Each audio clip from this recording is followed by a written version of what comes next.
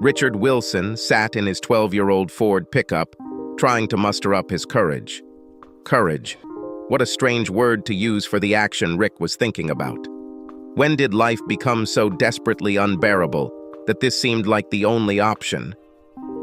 Rick grew up in a nice home with 2 younger siblings and 2 wonderful parents. He was an excellent student and an all-around athlete, popular throughout the high school. He only experienced 2 injuries in his youth. The first was when his high school girlfriend, the girl he thought he would marry someday, dumped him a month before his prom. Carrie told him the old cliché, "I think it's important for us to date other people to make sure we really love each other." Carrie dared to come to the dance with her new boyfriend who was in college.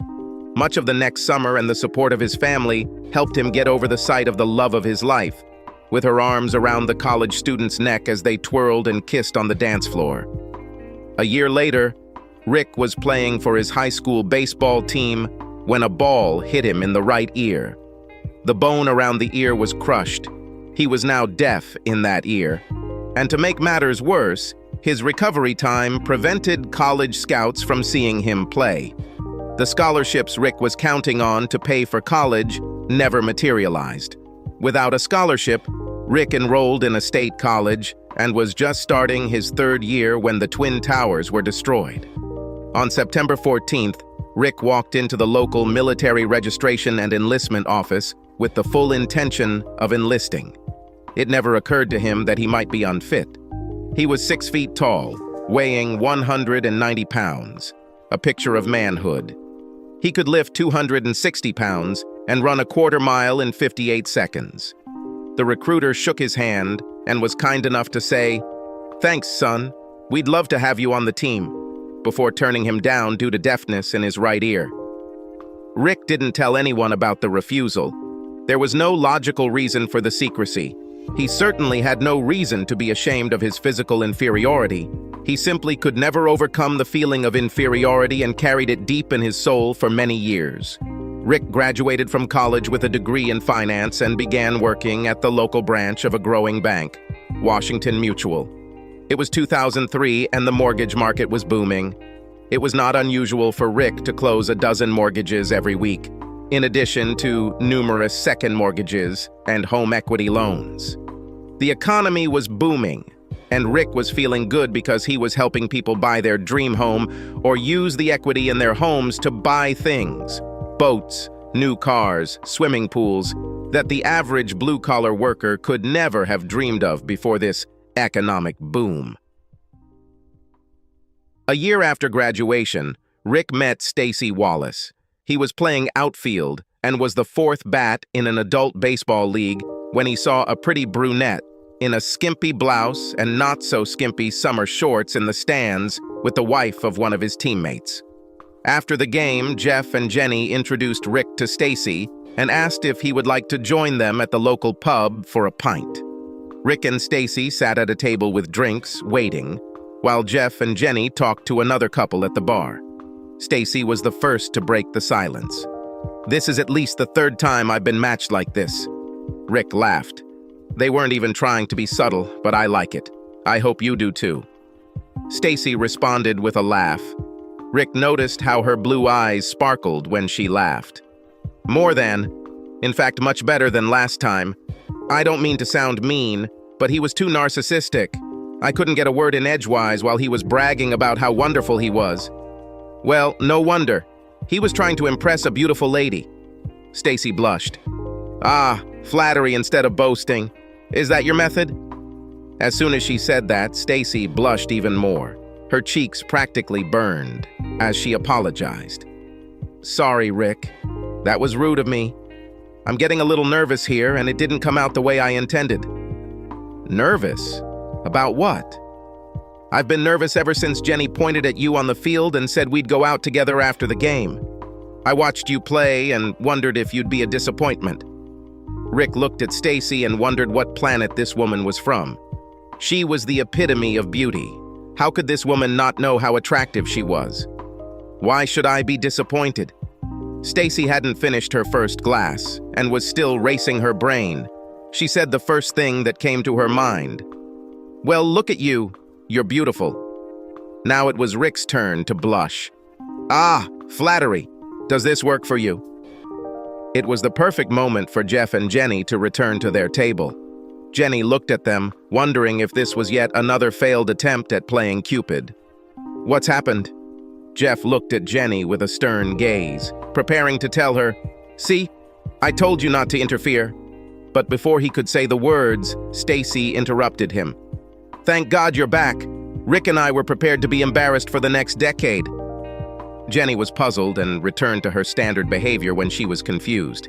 "Come with me. I need to go to the toilet." She pulled Stacy's hand and headed to the restroom. Rick looked at Jeff. "Toilet?" Jeff just shook his head. 3 years of marriage to Jenny had taught him when to keep his mouth shut. "Do not ask." "Okay." Rick finished his first glass, noticed that Jeff's glass was almost empty, and ordered 2 more from a waitress passing by. "I like her. She's funny, beautiful, and there's something about her eyes and smile. Jenny will be glad. Her success in such matters is doubtful. Are you going to tell me why she's still single? Same reason why you are alone. There are too many losers and users. It's hard to find one. It seems like you managed to find the one. I envy you and Jenny." Jeff smiled back. "I am a happy man. So, do you think I got a good grade there?" Rick nodded towards the toilet door. "I'd be surprised if not. I was watching you while I was at the bar. There's chemistry between you two." Jeff looked up. Here they come. The 2 ladies returned to the table, both smiling. If there was any doubt, Stacy dispelled it by moving her chair a little closer to Rick. They spent the next 2 hours drinking, talking, and laughing. This was the beginning. From that evening, Rick and Stacy became a couple. Stacy was a high school language arts teacher and took master's courses during the summer. Even though Rick's typical work week was over 50 hours at his desk, plus at least 1 evening at the branch, they still found time to be together every weekend and at least 2 evenings a week. Their romance developed, and like any great novel, there were obstacles to overcome. The biggest obstacle was Stacy's father, Colonel Wallace. The colonel was a tough military man who thought little of civilians, especially male civilians who did not serve. More than once, Rick considered telling the colonel why he didn't serve, but given some of the colonel's absurd statements about lazy people, he knew it wouldn't change the old man's attitude. Moreover, as far as he knew, despite her military childhood, Stacy did not seem to share her father's views on this matter, and the colonel did not interfere in their developing relationship. Neither of them were particularly experienced at sex, but they tried to please each other. It wasn't just about sex. Rick and Stacy discovered that they had a lot in common, such as their values and hopes for the future. Will they have 2 children or 3? Will they raise their children Catholic or Methodist? It didn't matter to any of them as long as the children grew up with a moral compass to guide them through the labyrinth of life.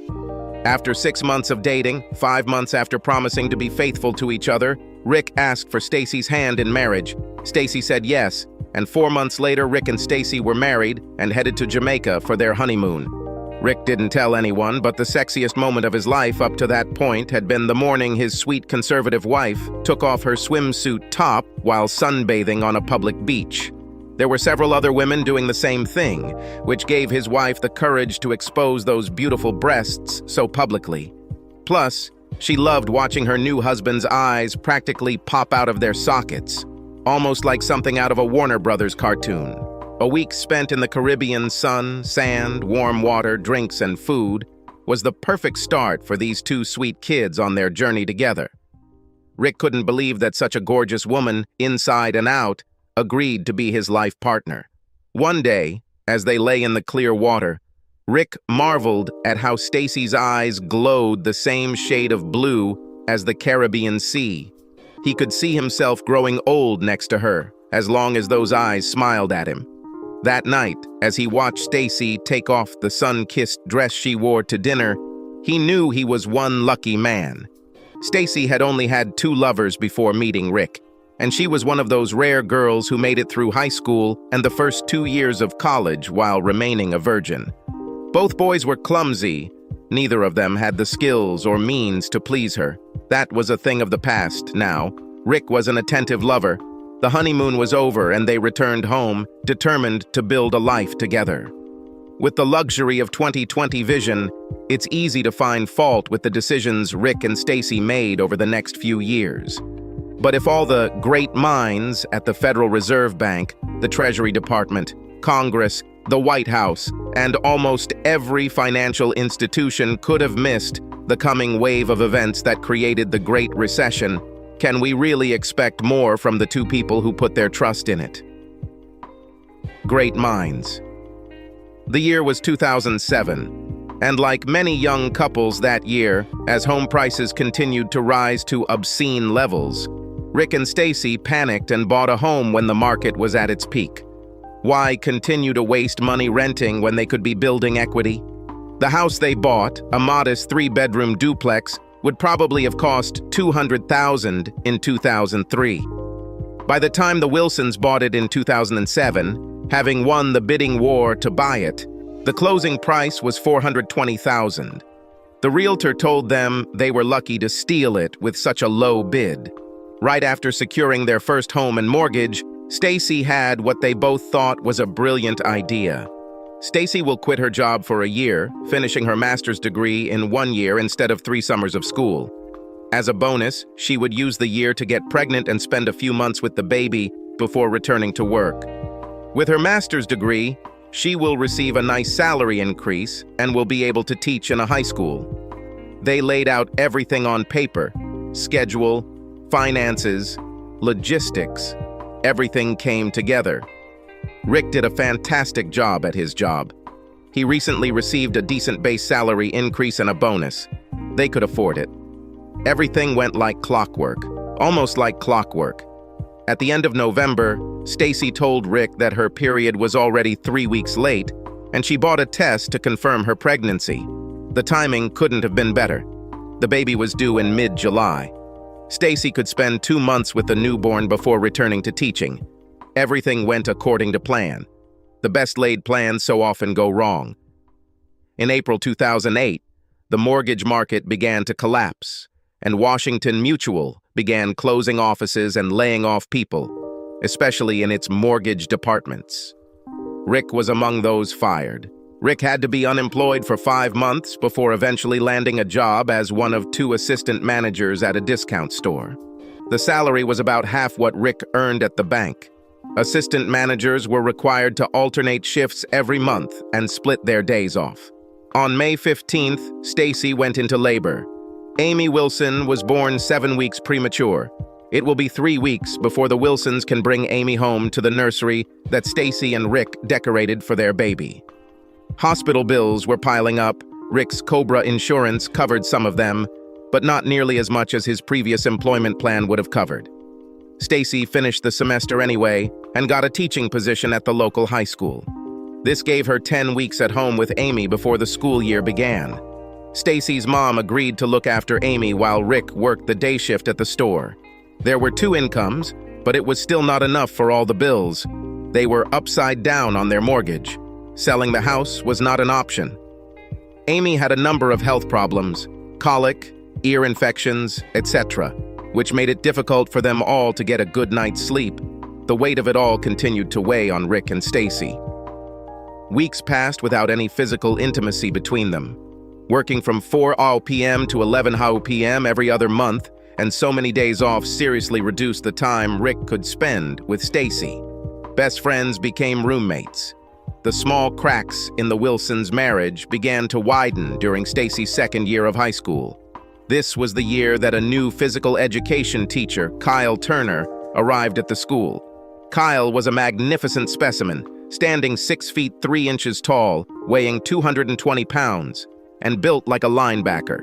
Long blonde hair and somehow always with a slight stubble on his face, just enough to give him a masculine look. Teachers, young and not so young, began whispering about the young teacher after the first day of preparation for the new school year. Since it was prep days, 2 weeks before the first day of school, most were dressed casually. Stacy wore shorts, not Daisy Dukes, but short enough to show off her long, tanned legs. Stacy's top was also flattering, undone just above the point where her cleavage would be visible if she bent over. She couldn't dress like this when school started, but after spending the summer getting her body back to pre-pregnancy shape, she felt like she deserved the chance to show off a little. She never expected to find someone as handsome as Kyle Turner sitting in the audience on the first day. Kyle noticed Stacy immediately. He saw legs, breasts, a pretty face, and saw the rings on her left hand. The rings didn't upset him. Stacy wouldn't be the first married woman to attract Kyle's attention. In fact, he liked them in marriage. No strings attached sex was part of his charm, almost as great as the secret knowledge of how to cuckold some poor guy. Kyle's pursuit of Stacy started on the first day, slowly at first, because he had all the time in the world. Rumors started circulating in the first week, from where no one knew. Kyle was supposedly a former Ranger or Special Forces Marine, and everyone who heard the story was impressed and believed it to be true. It was the way Kyle carried himself that gave off this aura. This is a man who faced danger and came home, became a teacher, and will help young people grow up like him. Kyle didn't start rumors. He wasn't stupid. But he never denied anything, never said one way or another about how he spent 3 years in the Navy. His silence only increased the mystery and made him modest. In fact, Kyle Turner spent those 3 years working in a supply warehouse in the United States. It was the perfect job for him. Immediately after graduating from school, he learned that he hated military life. Working in a supply depot meant he never had to fire a gun or be near any action. It also allowed him to spend a couple of hours each day in the base gym. There's no shame in how Kyle spent those 3 years if he was honest whenever asked. As if fate was working against Wilson's marriage, Stacy and Kyle had the same amount of free time every day, right before lunch break. Once Kyle determined that Stacy was eager to continue training, he suggested that she join the school gym on Tuesdays and Thursdays when the room was available. "I'll have fun working out with you instead of the sweaty Schwarzenegger I usually work out with at the gym, and maybe I can help you with your exercises." It made a lot of sense and was why Stacy spent 2 hours with Kyle every week. One day in February, Kyle surprised Stacy while they were training. "I'm writing a short novel. I finished the first draft and was wondering if you could read it and give me your thoughts." Stacy responded exactly the way Kyle wanted. She didn't treat him like an illiterate gym teacher. "I wish I could. What is it about?" "It's a war story, but that's all I have to say. I would prefer that you read it without any preconceived notions." "I can do it. I'll get it, thank you." That evening, while Rick was at work and Amy had gone to bed, Stacy began reading Kyle's short novel about a Navy SEAL in Iraq. Stacy finished the first half before Rick got home. She could have finished it that very night, but writing notes in the margins for Kyle's second draft slowed her down. The main character's name was Tyler, and Stacy couldn't help but believe that Tyler was Kyle's nickname and wondered if the story was true. Of course, that's what Kyle had in mind when he wrote the story and asked Stacy to review it for him. Stacy thought the name Tyler was a clever portmanteau of Turner and Kyle. The next evening, Rick was working, Amy was in bed, and Stacy was reading the second half of the novel. The second half contained a chapter describing Tyler's exploits while on vacation in Italy. It was very stuffy in the passage. Stacy dropped her editing pen and her fingers were in her pajama pants before she knew it. Tyler had never had trouble finding a good woman to spend his days and nights with on previous holidays, but the 3 weeks he spent in Italy after 5 months of Taliban devastation exceeded all expectations.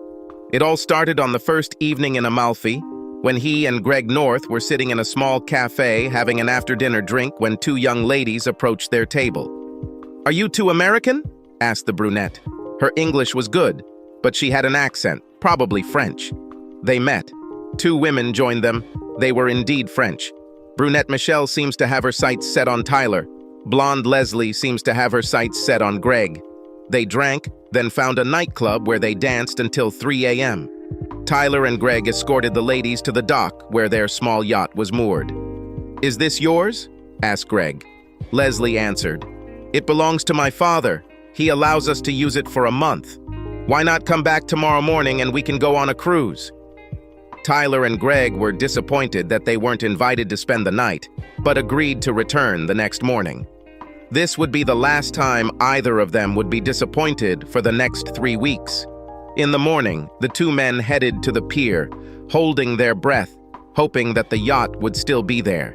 It went like this. 2 women were on deck wearing matching blue bikinis and waving at them to come on board. 5 minutes after boarding, each man had a drink in his hand. The women removed their tops, and the boat headed out of the harbor. Tyler couldn't help but thank the stars for what started out to be a fantastic day. Without going into detail, he watched Michelle standing on the bridge. Michelle was 5 feet 7 inches tall, had small B-cup breasts that suited her slim frame perfectly, and she was clearly in good shape. Her brown hair was pulled back into a ponytail, and her blue eyes were hidden behind aviator-style sunglasses. It was a beautiful day on the Mediterranean, calm blue water, perfect sunshine. As soon as the boat was far enough from shore for privacy, both ladies went skinny dipping. Tyler and Greg undressed and joined them. Michelle swam over to Tyler and wrapped her legs around his stomach. "Let's go to the swim deck," she laughed, the word sounding sexier because of her accent. They swam to the back of the boat. Tyler sat on the back edge of the platform, his feet still in the water. He reached out to Michelle and lifted her straight out of the water. Michelle couldn't help but be impressed by Tyler's strength.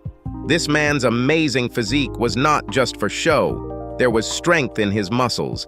Stacy thought the sex scene was a little awkward, but she'd never read erotica or romance literature, so what would she know? The lovers kissed, then laughed. Michelle leaned back until she fell off Tyler's lap into the sea. Tyler leaned forward to follow her. By the time Tyler and Michelle returned to the boat, Greg and Leslie walked out of the cabin onto the main deck, still completely naked. Leslie pulled Michelle into the cabin for a moment. When they left, Greg and Tyler were still standing there, wondering what would happen next. "Michelle and I were hoping that you would both like to spend your 3 weeks holiday with us on our boat. We'll go back to shore. You can check out and grab your things, and we'll go on a tour of the Mediterranean together. What do you say to that?" Tyler and Greg looked at each other, nodded in silent agreement, then both answered in unison, "Hell yes!" Thus began the most daring vacation these two seals had ever experienced. Stacy read the next few pages, describing in intimate detail more sex between Tyler and Michelle. Now, every time she read the name Michelle, she replaced it with her own and imagined Tyler spending time with her. Finally, after reading the scene where they make love on the flight bridge and then lie on their backs looking at a million stars, Stacy couldn't take it anymore. She threw the pages onto the bed and closed her eyes. Stacy imagined Kyle's arms holding her, his lips kissing her. This time she didn't stop, with her fantasy moving at the speed of thought. With the image of Kyle in the foreground, Stacy experienced incredible emotions. It took her 10 minutes for her breathing to return to normal. 2 days later, when Stacy returned his draft, Kyle could tell the story had the desired impact. Stacy blushed as she handed it to him. "Did you like it?" Kyle could barely contain the grin on his face. "Yes, it's a great story and a good first draft. I made some suggestions and comments in the margins. It's not too much, right? I didn't know if I needed to tone down the sex scenes between Tyler and Michelle." Stacy blushed even more. "Oh no, I think it added the right emphasis. Nothing wrong with having a little sex between consenting adults. It adds a spark." "That's exactly what I always thought. Sex between consenting adults can add a spark to someone's life, whether in literature or in real life." Stacy caught Kyle's hint. He was as subtle as a train wreck, but it also made her happy. If there were any doubts about Kyle's intentions, this conversation cleared them up. If Stacy hadn't been married, Kyle would have made love to her that night. Stacy began to think in these terms. Why did I get married so young? Was Rick really the right man for me? Rick seemed so weak and sullen compared to Kyle. Kyle saw the danger and responded bravely to it. Rick had never done anything like that. Stacy's attitude towards Rick deteriorated until they barely spoke. Rick was tired of being humiliated, and now communication was limited to caring for Amy and scheduling. While the wall between them grew at home, the flirtation and intimacy between Stacy and Kyle grew at school. Danielle Miller was one of the teachers who watched the two lovers. Danielle was Kyle's neighbor and biology teacher, whom Kyle briefly pursued and won over until he realized he had a real shot at getting into Stacy's bed. Danielle couldn't stand Stacy with her 90-60-90 figure, pretty face and blue eyes, and it didn't help when Kyle dropped her like an old glove to set his sights on Miss Perfect. To make matters worse, Stacy was chosen over Danielle to become the women's tennis coach this spring. Kyle's first mistake was that he played where he worked. The second mistake was that he unceremoniously dumped a jealous woman. The third mistake was that he did not know that the uncle of the dumped woman was a U.S. congressman. A week after calling Uncle Fred, Danielle received all the information she needed. As she watched the romance unfold, she knew she wouldn't have to wait long. She decided to wait until it came to sex and then ruin two lives. It had been 6 weeks since Stacy had read his story. 6 weeks of flirting. Kyle was tired of this. It was time to act. "Stacy, you've been teasing me long enough. I'll make a reservation for us for dinner Thursday night. I know it's your book club night. I read your planner. We'll go to Carmen's for dinner and then go across the street to the Hilton. I will give you love like no one else could." Stacy didn't object to Kyle's demands. All she could think about was how courageous and determined her future lover could be. How different that is from Rick. Rick always asked. Kyle spoke. She had one question. "Why at the hotel? Why not at your home?" "Because there are 3 other teachers living in my complex. I'm guessing you don't want to be seen coming and going from my apartment. Not yet, anyway. While you're married to that loser." Stacy couldn't help but smile at Kyle's politeness towards her situation. It didn't occur to her that she should protect her husband after Kyle called Rick a loser. And Kyle couldn't help but smile inside. He once again managed to tell some stupid woman that they had a future without saying it directly. A future he had no intention of making permanent. He would enjoy a few months of sex with this lady before moving on to his next conquest. Stacy was already late for practice and the girls were waiting, so she made a decision. It's a date. Rick and Stacy were in the kitchen Thursday morning drinking coffee. Amy ate her cereal as usual, throwing it around. "Rick, remember, I have a book club after tennis practice tonight. You'll have to pick Amy up from mommy before 6 and feed her. I'll be home by 10. "I can handle it. What book are you discussing tonight?" This question got Stacy thinking. Was this a trick question? Stacy took a sip of her coffee to buy time before answering, but there was still an edge to her tone. "Water for Elephants." "Why do you ask?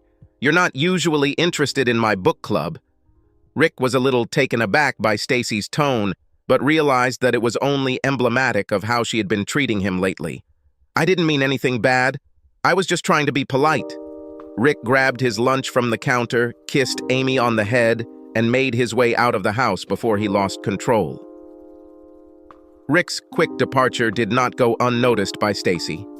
At first, she was angry at Rick for leaving without saying goodbye. Then she realized that she probably hadn't said anything nice to Rick in weeks. Before the first period, Kyle looked into Stacy's class. He looked around the room to make sure no one could hear him. "We have a table at Carmen for 6 and a room across the street at the Hilton.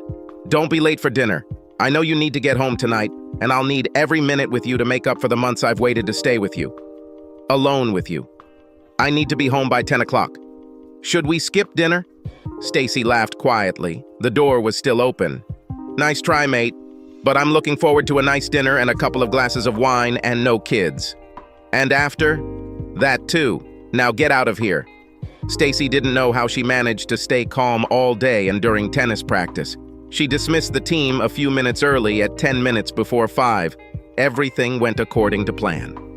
After tennis practice, Stacy waited until all the girls had finished in the locker room before changing out of her sweatpants and into the little black dress she had last worn when Rick took her to the Crystal Room for New Year's.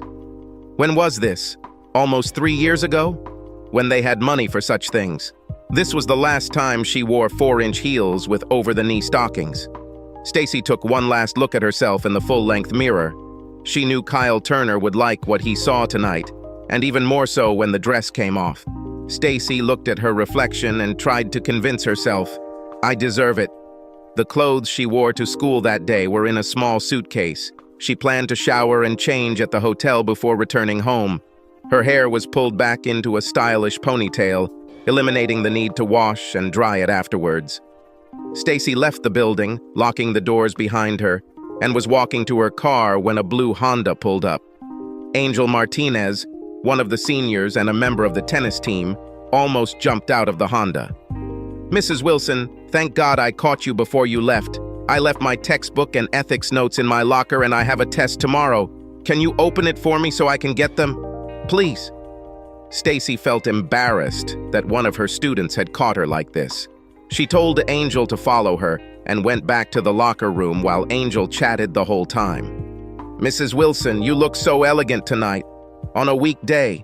Are you and Mr. Wilson celebrating something tonight? Like an anniversary or something?" Before Stacy could respond, Angel continued to ramble. "I was always so embarrassed when my mom and dad would go out like that. Mom would wear something kind of sexy, and dad would wear a nice jacket. They would come home and it was like, get a room, because they would hug and kiss. And I was at that age where you hate the thought of your parents doing this, right?" Angel was getting louder as Stacy stood at the door and Angel was at her locker. Angel returned with a book and notebook in her hands, continuing to talk. "Then, when I was old enough to realize it, I was pretty proud of them. Here they are after almost 20 years together and 3 kids, and they're still in love. How cool is that?" Now they were in their cars, and Angel looked straight into Stacy's eyes. "Have fun tonight, Mrs. Wilson. I saw your husband. He's handsome. No wonder you're doing so well." And she left. Stacy stood outside her car with the door open and sobbed, talking uncontrollably to herself. "What a stupid and selfish fool I am. Do I deserve this? That's what I told myself? What I deserve is to lose my family for what I was about to do. When did I become so selfish and self-righteous?" No one answered Stacy's questions. It took her about 10 minutes for her tears to clear up so she could start making her way home. She was so upset that she didn't even think about how she was dressed. All she wanted was to hug her husband and child. Rick spent the day depressed. How did his life become such a burden? Where was the joy? The bills kept piling up. The little joys that once made life worth fighting for have all but disappeared, especially the love he and Stacy once shared. He had been able to deal with it for most of the last 2 years. He owed it to his little girl to be strong. But for at least the last 6 months, Stacy couldn't look him in the eyes or give him the love he needed. Rick left work earlier than usual. "Screw this," he thought. He thought about stopping at the pub for a pint before heading to his mother-in-law's to pick up Amy. Instead, he decided to go home and enjoy a few hours of peace and quiet. This turned out to be a big mistake. Rick took the mail from a box by the road and made the mistake of opening 2 envelopes with "overdue" written on the outside of each. How humiliating. Rick walked inside, read both notices, and wondered where he was going to get another $1,500 by the end of the month. Rick walked past the refrigerator with its 2 cans of cheap lager and reached over to the top cabinet above the stove where they kept a bottle of bourbon in case the Colonel visited. An overwhelming feeling of despair and depression passed through him after he took his first sip of alcohol. He took a second drink. Rick has been thinking a lot over the past 3 months. He knew why, he knew how. The only decision left until this evening was when. Why? Well, the main reason is that Rick was more valuable dead than alive.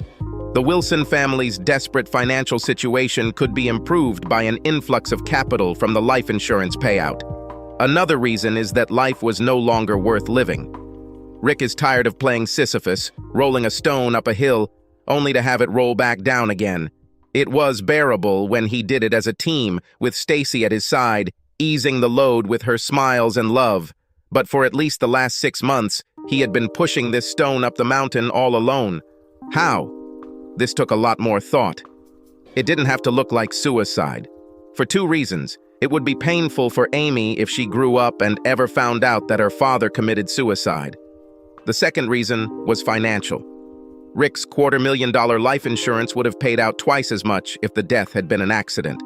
The perfect solution, like many perfect solutions, was right in front of him. Every day, on his way to and from the city, Rick passed by death row. Suicide Curve got its name after the second of two cars fell off a cliff into a gorge. It was a dangerous part of the old road between the city center and the area where the Wilsons lived. Years ago, the city created an alternative route into downtown, after it was determined the highway department could not correct the curve and make it safe. The city even considered closing the road, but too many residents objected to the closure because the alternative route took 12 minutes longer. The city kept it open, installed cheap fencing, and reduced the speed around the curve to 15 mph. So the only thing left to decide was when, which was decided when Rick took his second sip of bourbon. There's no time like the present. He could have said it out loud, but there was no one in the kitchen to hear him, so perhaps it was only in his own mind. Rick took the keys to his pickup truck. The car would easily break through the flimsy barriers on the curve. Rick stopped when he opened the door.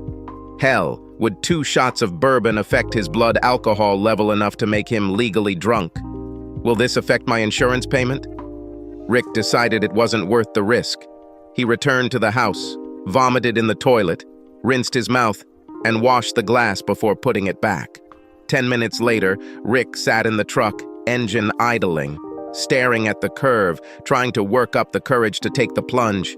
Stacy decided to take a shortcut home to save a few precious minutes, even though she rarely used the old road.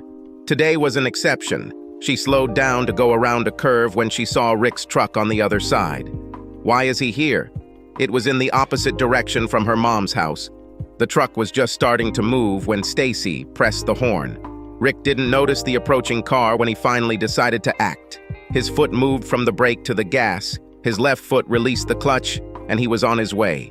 Suddenly, his subconscious registered the sound, and his eyes focused on the approaching car. Suddenly, Rick braked suddenly. What the hell is Stacy's car doing here? He looked out the open driver's side window to see Stacy in her car pulled up next to him. Rick, what are you doing here? Rick shook his head. He was so determined to do the deed that he seemed as if under anesthesia. He just looked at his wife, trying to understand what she was saying. Rick, where is Amy? A terrible thought popped into Stacy's mind, and she ran out of her car and ran over to Rick's truck, looking into the cab. Rick still didn't say a word, just looked at his wife in that beautiful dress. Richard, let's go home. We need to talk. Stacy returned to her car and waited for him to turn his truck around before following him home. As soon as she entered the house, she went into the bedroom to change clothes, and then 5 minutes later appeared in the kitchen, where Rick was sitting at the table. She quickly called her mother. Mom, can you leave Amy for the evening, please? After which she sat down. Before she could say anything, Rick spoke. You looked good tonight. I haven't seen that dress since you were pregnant with Amy. I'm guessing you weren't going to book club. Did you have a date? It was time without deception. Yes, it was. I'm sorry. Stacy started crying. Her tears did not touch him. Rick was more disappointed and upset than he had ever been in his life. Are you going to leave? Stacy realized how serious it was. Oh, God, no. I want to stay. Please, I know I messed up. I know it was terrible here and most of it is my fault. I want you to know that I want to repair our marriage and that I've never physically cheated on you. But you were emotionally unfaithful, weren't you? Yes, I'm sorry, and I'm ashamed of myself. Tell me about it and tell me who he is.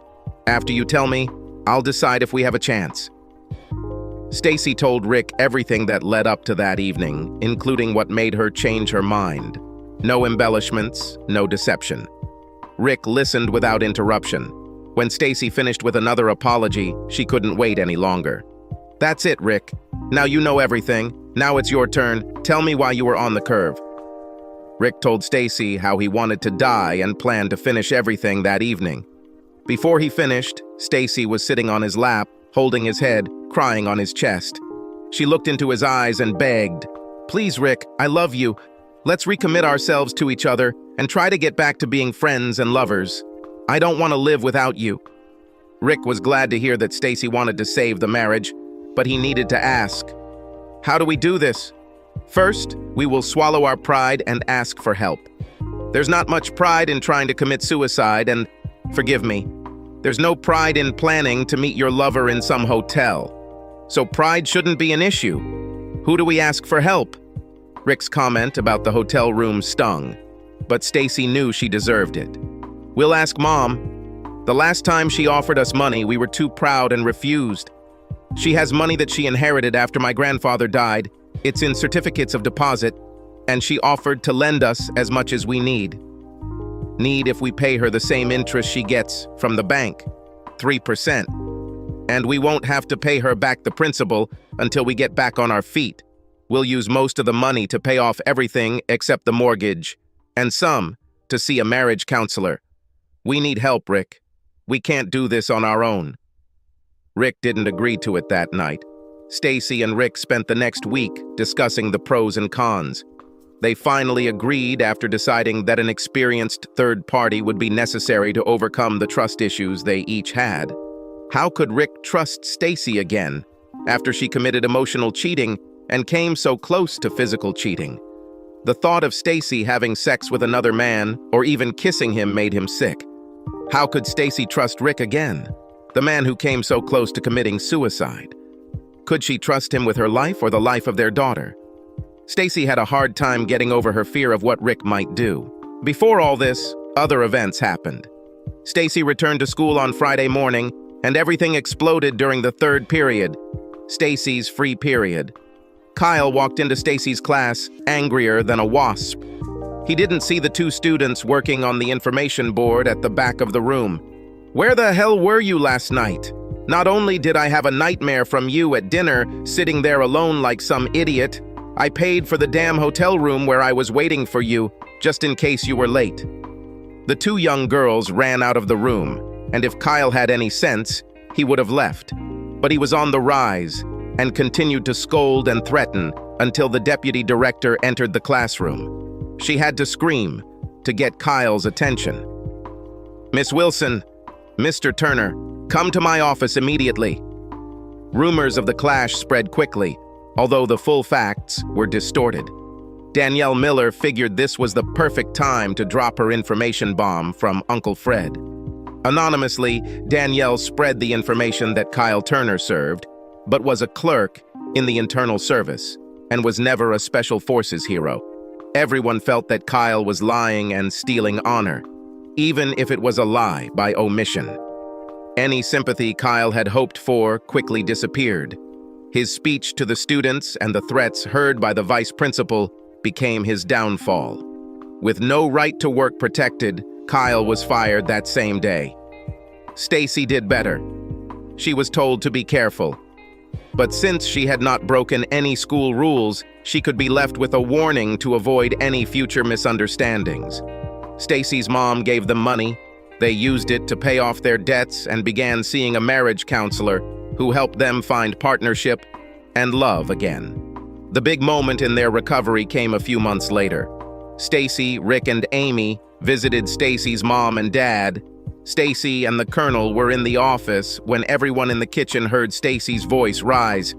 "Dad, it's not Rick's fault that the economy tanked and Amy was born premature. He supported my decision to quit my job and go back to school. He works over 50 hours a week at a job he hates to help us stay afloat.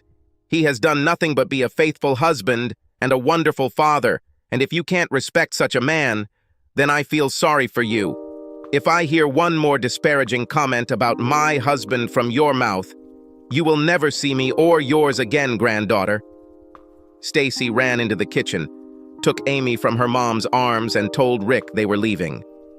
"I can't listen to his insults anymore. I'm sorry, Mom." She hurried to the car, put Amy in the child's seat, and drove away. Rick kissed his mother-in-law on the cheek and followed Stacy with a big smile on his face. This was the first time Stacy had come to Rick's defense so openly to her father. It's hard to explain how this incident changed Rick's self-esteem. His renewed faith in his marriage and himself gave him the confidence to start looking for a better job with Stacy's support. 3 months after that day at Stacy's parents', Rick was hired to work at an expanding credit union as head of corporate sales. The economy had already started to pick up, and with a combination of salary and bonuses, Rick was earning slightly more than before he was fired. 2 years have passed since that fateful evening in Krivaya. While a strict budget allowed the Wilsons to pay off more than half of their debt to Mom Stacy, a year with a counselor gave them the tools to rebuild trust and love for each other. Stacy no longer worried when Rick left the house with Amy, and Rick didn't worry on the evenings when Stacy went to book club. One evening, Rick returned home to find his favorite dish cooking on the stove, and Amy not at home. Amy was with her grandparents. The colonel had long ago learned to keep his mouth shut at the insistence of his wife. "If you think I'm going to let you take my granddaughter away from me, you're sadly mistaken." Stacy asked Rick to sit down.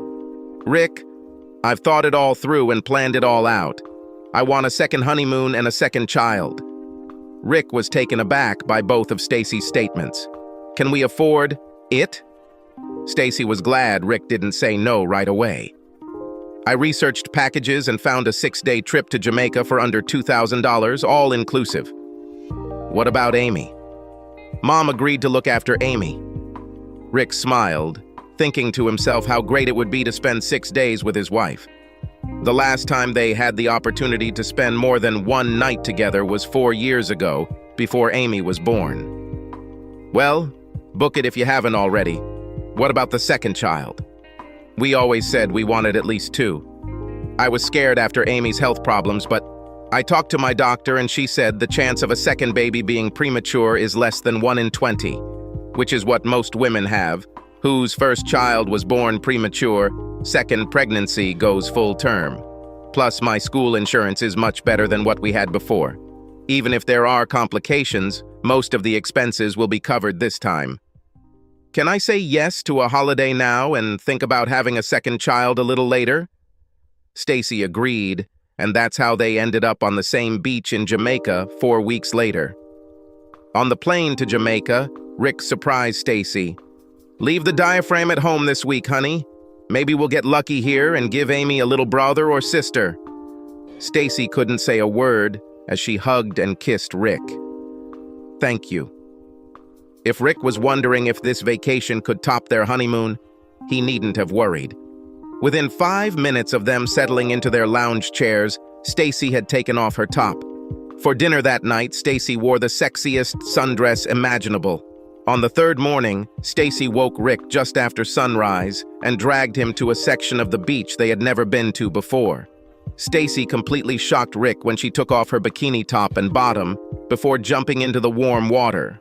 Rick snapped out of his stupor, threw off his swim trunks, and joined Stacy. Both of them were floating on the water. Rick asked, "How do you know about this place?" "The woman I talked to last night, Janice, told me about it. She and her husband come here almost every morning." "Is it legal?" "Janice said that if you're dressed by 9 in the morning when the locals come, no one will mind. She said you need to watch your swimsuits on the beach. One couple had some kids walk by and steal their swimsuits." Rick didn't like the idea, imagining how they would return to the resort if they only had their original costumes. "Let's swim closer to the shore just in case." Stacy laughed before turning around and starting to swim back to shore on her back. Rick stayed behind for a minute, admiring the view. When Rick caught up with Stacy, he asked, "Are we running into your friend and her husband?" "If we don't leave here before 8. That's why I woke you up so early." They spent the next half hour skinny dipping, kissing, and cuddling. They didn't want to take any chances, so they got dressed and ran back to the resort. Back in the room, they undressed, took a shower, dried themselves off, and returned to bed. Their second child, a boy they named Richard Jr., may have been conceived that morning. 8 months after returning from Jamaica, Stacy was sitting in her classroom preparing for her first lesson when she received an unexpected visit. She looked up from her notes and saw Angel Martinez standing in the doorway. "Mrs. Wilson, may I come in?" "Of course, Angel. What are you doing here?" "I'll be here in Lincoln for the next 12 weeks as a trainee teacher. I'll be teaching chemistry in Mr. Bauer's class." Stacy stood up and awkwardly hugged her former student, awkwardly because of her baby belly. That's great. Mr. Bowers is a fantastic teacher. You'll learn a lot from him. And if you need anything, I'll be here for a couple more weeks, hopefully. Sorry to say, Mrs. Wilson, but you look like you're ready to give birth at any moment. I'm so happy for you and Mr. Wilson. Yes, we are blessed. When Stacy said that, she was actually thinking about how blessed Angel was to forget her ethics book all those years ago. School was about to start, the two women hugged, and Angel left. Thank you, Angel. Stacy whispered quietly, not loud enough for Angel to hear. Years later, on the eve of Amy's wedding, Stacy sat down with her daughter and told her how close she had come to cheating. She explained how she became frustrated with their financial problems and why she felt entitled until the moment when she was 1 hour away from making the biggest mistake of her life, a mistake that would destroy their family. She told Amy about how hard they had worked to rebuild their trust and marriage, how happy she was that Rick forgave her and gave the marriage a second chance. Both women ended up hugging and crying. The next morning, a few hours before the wedding, Amy approached her father. Dad, Mom told me about what happened all those years ago. I think she doesn't want me to make the same mistakes. What she couldn't tell me was why you didn't leave her. Rick wasn't surprised that Stacy shared her story with Amy. Although Rick forgave her long ago, Stacy never fully forgave herself. It was her style to use her mistake to try to warn Amy against life's temptations, even if it meant exposing herself. Well, it would have been a lot harder if your mom had actually gone to that hotel, but she didn't. And your mom not only apologized for how close she came to cheating, but for everything leading up to that night. I've spent most of my time wondering what my life would be like without you and your mom. I'm sure I'd be lonely and sad. Instead, I've spent the last 20 years happier than any person has any right to be, considering how close I came to destroying everything. What do you mean? Today is not the best day to discuss all the mistakes your father has made or almost made in his life. Let's have a wonderful wedding today, and I promise that someday we will have a drink together, and I will tell you why your mother, the best wife in the world. Amy didn't like it, but she agreed, and she quietly made a promise to herself to soon buy Dad this drink and listen to his story.